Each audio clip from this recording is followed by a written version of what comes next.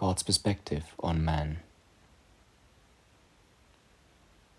So although God's truth accords with the universal opinion that self-knowledge is the second part of wisdom, there is much disagreement as to how we attain that knowledge.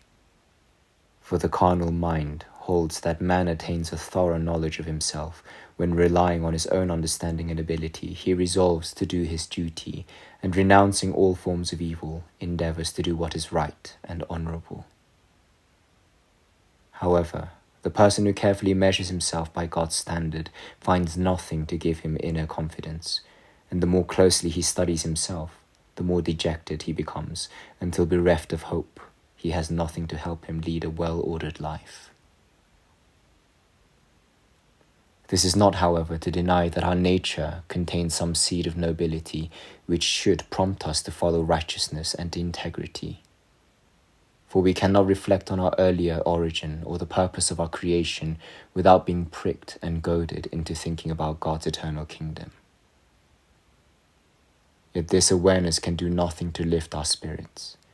It ought instead to humble and chasten us. What is our origin?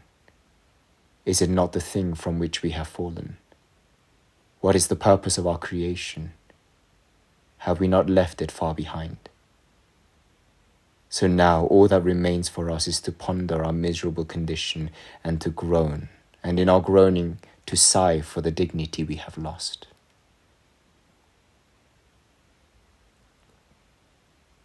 Now when we say that men should not look for anything in themselves which might lift their spirits, we mean that they have nothing in themselves of which to be proud. But if the reader will allow, let us suggest two approaches to the question of man's self-knowledge.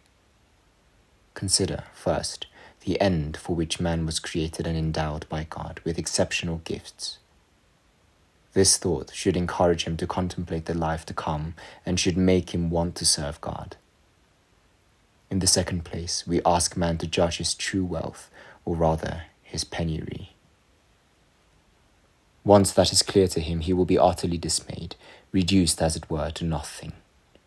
The first approach aims to teach man his duty and his role, the second, to show him how capable he is of doing what he ought.